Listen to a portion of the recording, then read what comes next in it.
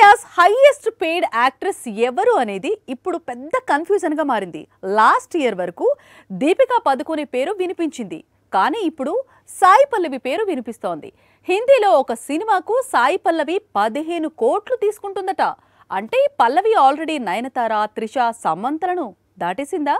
Recent గా తండేల్, అంతకు ముందు అమరన్ రెండు back to back black busters.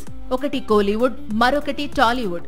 అందుకే సాయి పల్లవి రెమ్యునరేషన్ పెంచిందా అనుకోకండి. ఈ రెండు సినిమాల కంటే ముందే బాలీవుడ్ లో రణబీర్ తో కలిసి రామాయణం చిత్రం చేసేందుకు డేట్స్ కేటాయించింది సాయి పల్లవి. మొత్తం 2 భాగాలుగా తెరకెక్కే ఈ చిత్రంలో సాయి పల్లవి సీత పాత్రలో నటిస్తోంది. అందుకుగాను ఆమె 15 కోట్లు పారితోషికం తీసుకుంటోందట. అంటే ఒక సినిమాకు 7.5 కోట్లు, 2 భాగాలకు కలిపి 15 కోట్లు. సౌత్ లో మరే హీరోయిన్ ఈ రేంజ్ రెమ్యునరేషన్ తీసుకోవడం లేదని టాక్. కల్కి మూవీలో నటించేందుకు దీపిక 15 కోట్లు పారితోషికం అందుకుంది అనేది రూమర్. ఇక మహేష్ బాబుకు జోడీగా నటించేందుకు హాలీవుడ్ నుంచి వచ్చిన ప్రియాంక చోప్రా కూడా ఇప్పుడు 30 కోట్లు అందుకుంటుందనే టాక్ ఉంది.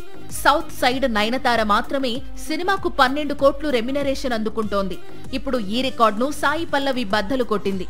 మరోవైపు హిందీలో కూడా పల్లవి బిజీ అవుతోంది. రామాయణం కంటే ముందు ఆమిర్ ఖాన్ తనయుడు హీరోగా నటిస్తోన్న చిత్రం మేరే రాహోలో కథానాయికగా కనిపించనుంది. ఇదే ఏడాది డిసెంబర్లో ఈ మూవీ విడుదల కానుంది. పేదవాడి పక్షాన నిలబడతాం, ప్రజా గొంతుకై నినదిస్తాం. వాయిస్ ఆఫ్ వాయిస్లెస్, తెలుగువారి మనస్సాక్షి సాక్షి టీవీ. సాక్షి టీవీ ప్రసారాల కోసం మీ స్థానిక కేబుల్ ఆపరేటర్ను వెంటనే సంప్రదించండి.